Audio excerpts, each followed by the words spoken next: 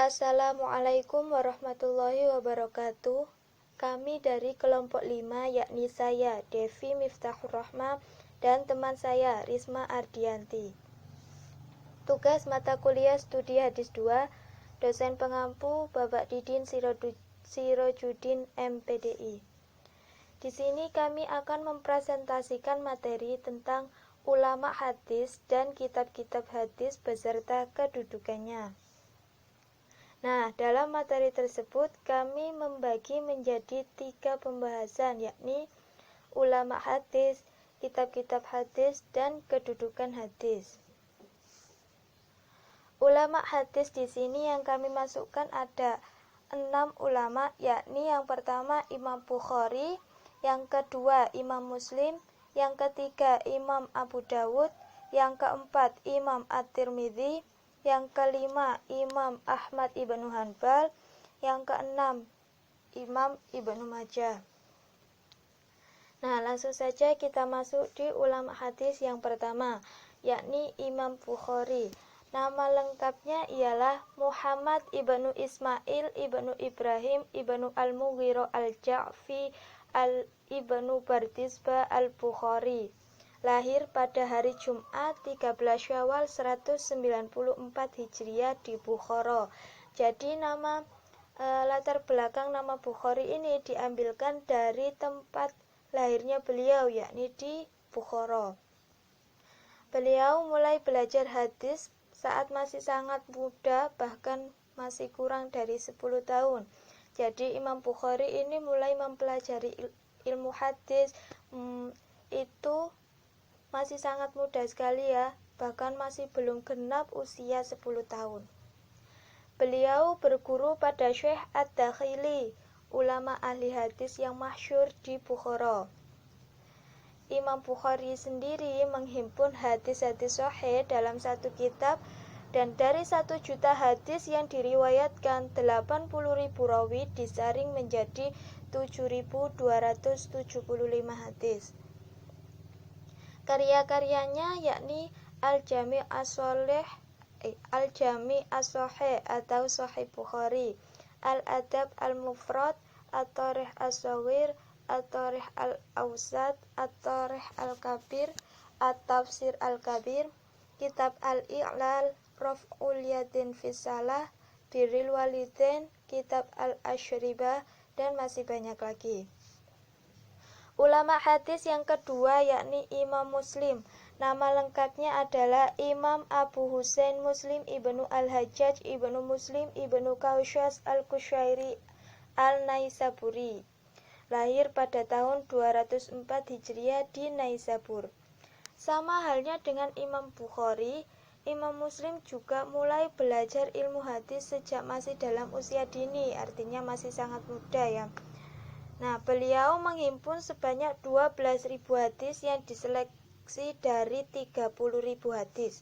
Karya-karyanya yakni Al-Jami' As-Sahih atau Sahih Muslim, Al-Musnan Al-Kabir atau kitab yang menerangkan nama-nama perawi hadis, Kitab Al-Asma wal Kuna, Kitab Al-I'lal, Kitab Al-Akram, dan Kitab Al-Muhadramin.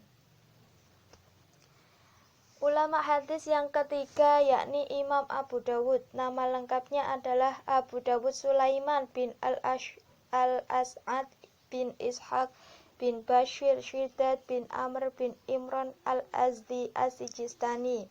Dilahirkan pada tahun 202 Hijriah di Sijistan. Sama halnya dengan ulama-ulama yang lain, Imam Abu Dawud ini mulai berkecimpung dalam bidang hadis sejak berusia masih belasan tahun. Karya-karyanya adalah Kitab As-Sunan atau Sunan Abu Dawud, Kitab Al-Marasil, Kitab Al-Qadar, An-Nasikh wal Mansukh, Fadail Al-A'mal, Kitab Az-Zuhd, Dalail An-Nubuwah, Ibtida Al-Wahyu, Ahbar Al-Khawarij. Ulama hadis yang keempat adalah Imam At-Tirmidzi. Nama lengkapnya adalah Imam Al-Hafiz Ibnu Isa Muhammad bin Isa bin Saurah bin Musa bin Ad-Dahak As-Sulami At-Tirmidzi. Nah, berbeda dengan ulama-ulama yang lain, kalau Imam At-Tirmidzi ini mulai belajar dan meriwayatkan hadis dari ulama-ulama hadis yang sudah saya sebutkan tadi. Di antaranya adalah belajar kepada Imam Bukhari, yakni belajar hadis dan fikih. Selain itu, ia juga belajar kepada Imam Muslim dan Abu Dawud. Karya-karyanya adalah Al-Jami' Al-Mukhtasar min As-Sunan an Rasulullah, terkenal dengan Sunan At-Tirmidzi, Tawarikh Al-I'lal, At-Tarikh Al-I'lal Al-Kabir, Asy-Syama'il An-Nabawiyah, Az-Zuhad, Asma' As-Sahabah, Al-Asma' wal Kunya, Al-Athar Al-Mauqufah. Nah, dari karya-karya beliau tersebut ada salah satu kitab yang terkenal dan beredar luas paling besar saat itu, yakni Al-Jami' Al-Mukhtasar min As-Sunan an Rasulullah, yang terkenal dengan Sunan At-Tirmidzi, yang pada akhirnya mengantarkan beliau menjadi seorang imam hadis. Yang kelima, yakni Imam Ahmad ibnu Hanbal, dilahirkan di Baghdad pada tahun 164 Hijriah. Imam Ahmad ini adalah seorang ilmuwan yang produktif. Salah satu kitabnya yang terkenal adalah kitab yang diberi nama Musnad Ahmad ibnu Hanbal, yaitu kitab yang berupa kumpulan hadis Rasulullah yang berjumlah 40.000 hadis. Nah, kitab-kitab yang lainnya yakni kitab Al-I'lal, kitab At-Tafsir, kitab Al-Nasikh wal Mansukh, kitab Al-Zuhud, kitab Al-Masail. Ulama hadis yang keenam adalah Imam Ibnu Majah. Nama lengkapnya adalah Abu Abdillah Muhammad bin Yazid bin Majah Al-Quzwaini. Dilahirkan pada tahun 207 Hijriah. Nah, Imam Ibnu Majah ini sama halnya dengan imam-imam yang lain ya, Imam Bukhari, Imam Muslim. Itu juga belajar mulai pada usia dini, yakni sekitar usia 15 atau 20 tahun. Karya-karya Imam Ibnu Majah adalah yang pertama, kitab As-Sunan, yang merupakan salah satu kutubus sittah atau 6 kitab hadis yang pokok. Yang kedua, kitab tafsir Al-Quran, sebuah kitab tafsir yang besar manfaatnya seperti diterangkan oleh Ibnu Katsir. Kitab Tarikh, berisi sejarah sejak masa sahabat sampai masa Ibnu Majah. Nah, dari karya-karya Imam Ibnu Majah tersebut, salah satu kitab yang paling populer adalah kitab As-Sunan, yang merupakan salah satu kutubus sittah atau 6 kitab hadis yang pokok. Nah, itu tadi penjelasan tentang pembahasan ulama hadis. Untuk pembahasan selanjutnya akan disampaikan oleh teman saya.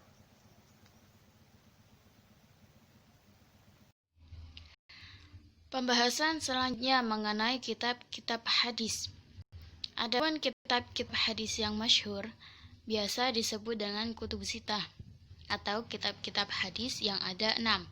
Antara lain, yang pertama kitab hadis Sahih Bukhari, kitab hadis Sahih Muslim, kitab hadis Sunan Abi Dawud, kitab hadis Sunan Tirmidzi, kitab hadis Sunan Nasa'i, dan kitab hadis Sunan Ibnu Majah.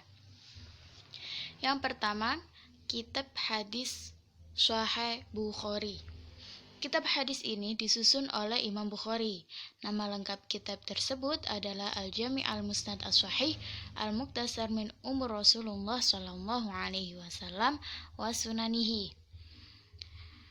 Kitab ini terbilang unggul karena hadis-hadis yang termuat di dalamnya sanadnya bersambung sampai kepada Rasulullah sallallahu alaihi wasallam. Menurut Ibnu Hajar Al-Asqalani, kitab hadis nomor 1 ini memuat sebanyak 7.397 hadis. termasuk yang ditulis ulang. Imam Bukhari menghafal sekitar 600.000 hadis. Ia menghafal hadis itu dari 90.000 perawi. Hadis itu dibagi dalam bab-bab yang terdiri dari akidah, hukum, etika makan dan minum, akhlak, perbuatan baik dan tercela, serta sejarah hidup Nabi Muhammad SAW. Kitab hadis yang kedua, yaitu kitab hadis Sahih Muslim. Menurut Imam Nawawi, kitab Sahih Muslim ini memuat sebanyak 7.275 hadis, termasuk yang ditulis ulang. Berbeda dengan Imam Bukhari, Imam Muslim hanya menghafal sekitar 300.000 hadis atau separuh dari yang dikuasai Imam Bukhari. Jika tidak ada pengulangan, maka jumlah hadis dalam kitab itu mencapai 4.000. Soal syarat penetapan hadis sahih, ada perbedaan antara Imam Bukhari dan Imam Muslim. Kitab Sahih Muslim tidak menerapkan syarat terlalu berat. Imam Muslim berpendapat antara murid atau penerima hadis dan guru sebagai sumber hadis tak harus bertemu. Cukup keduanya hidup pada zaman yang sama. Kitab hadis yang ketiga, yaitu kitab hadis Sunan Abi Dawud. Kitab ini memuat sebanyak 5.274 hadis, termasuk yang diulang. Sebanyak 4.800 hadis yang tercantum dalam kitab itu adalah hadis berupa hukum. Di antara imam yang kitabnya masuk dalam Kutubus Sittah, Abu Dawud merupakan imam yang faqih. Karenanya, Sunan Abi Dawud dikenal sebagai kitab hadis hukum. Para ulama hadis dan fikih mengakui bahwa seorang mujtahid cukup merujuk pada kitab hadis itu dan Al-Quran. Ternyata Abu Dawud menerima hadis itu dari dua imam hadis terdahulu, yaitu Imam Bukhari dan Muslim. Berbeda dengan kedua kitab yang disusun kedua gurunya itu, Sunan Abi Dawud mengandung hadis hasan dan dhaif. Kitab hadis tersebut juga banyak disyarah oleh hadis sesudahnya. Kitab hadis yang keempat, yaitu kitab hadis Sunan Tirmidzi. Kitab ini juga dikenal dengan nama Jami' At-Tirmidzi.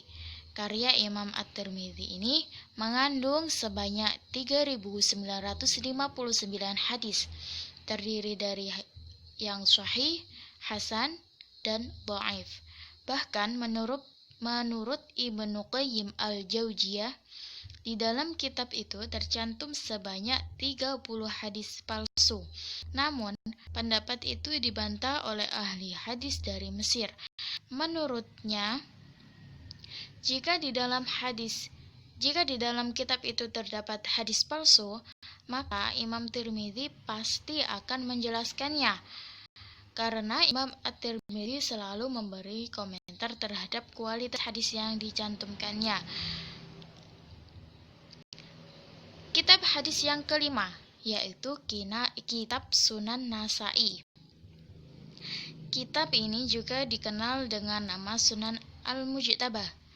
An-Nasa'i menyusun kitab itu setelah menyeleksi hadis-hadis yang tercantum dalam kitab yang juga ditulisnya, yang berjudul As-Sunan Al-Kubra, yang masih mencampurkan antara hadis sahih, hasan, dan dhaif. Sunan An-Nasa'i berisi sebanyak 5.671 hadis, yang menurut Imam An-Nasa'i adalah hadis-hadis sahih. Dalam kitab ini, hadis dhaif terbilang sedikit sekali, sehingga sebagian ulama ada yang meyakini kitab itu lebih baik dari Sunan Abi Dawud dan Sunan At-Tirmidzi. Tak heran jika para ulama menjadikan kitab ini rujukan setelah Sahih Bukhari dan Sahih Muslim. Kitab hadis yang keenam, yaitu kitab hadis Sunan Ibnu Majah.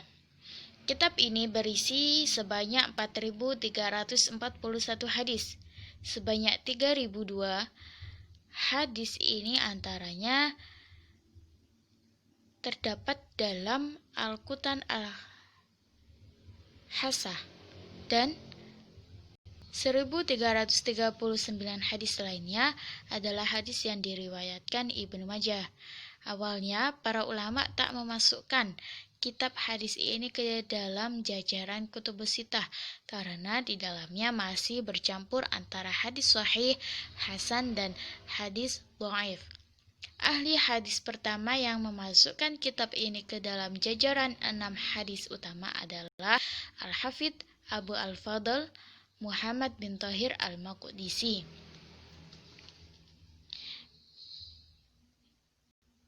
Itu semua adalah kitab-kitab hadis yang biasa kita sebut dengan istilah kutubus sittah, kitab-kitab hadis yang ada 6. Selanjutnya, pembahasan mengenai kedudukan kitab hadis. Adapun kedudukan kitab hadis dibagi menjadi 4, antara lain yang pertama atau kedudukan pertama terbatas pada hadis sahih Bukhari Muslim serta Muwatta Ibnu Malik bin Anas. Klasifikasi hadis yang termasuk pada tingkatan pertama ini adalah berupa hadis mutawatir, sahih, ahad, dan hasan.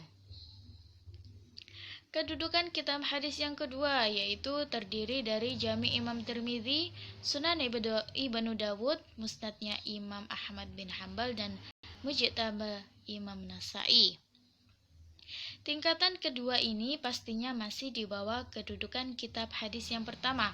Akan tetapi para ulama hadis sama-sama berorientasi pada kedua tingkatan tersebut. Kedudukan yang ketiga yaitu terdiri dari kitab yang mengandung banyak kelemahan, baik berupa keganjilan, kemungkaran, dan keraguan atau yang lain, yang mana tidak ada cara untuk mengatasi kelemahannya. Sebagai contoh yaitu pada Musnad Ibnu Abi Syaibat, Musnad At-Tayalisi, Musnad Abdu bin Humaid, Musnad Abdur Razak, serta kitab-kitab Al-Baihaqi, At-Tabari, dan At-Tahawi. Kedudukan kitab hadis yang keempat terdiri dari karangan-karangan yang tidak sungguh-sungguh pada abad terakhir, yaitu bersumber dari cerita, mulut ke mulut, dari orang-orang yang senang menasihati, kaum sufi, dan para sejarawan yang dianggap tidak adil, suka membuat bid'ah. Yang termasuk di dalamnya ialah tulisan-tulisan Ibnu Mardawai, Ibnu Sahih, dan Ubay Asy-Syaikh. Dan pastinya pada kedudukan keempat ini tidak bisa dijadikan sebagai pedoman seseorang dalam memahami hadis Nabi Muhammad SAW.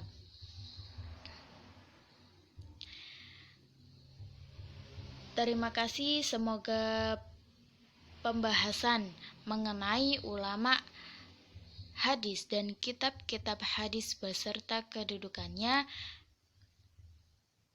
bisa bermanfaat untuk kita semua, dan mohon maaf apabila ada penjelasan yang kurang tepat dari kami karena kami juga masih sama-sama belajar. Saya akhiri, wabillahi taufiq wal hidayah. Wassalamualaikum warahmatullahi wabarakatuh.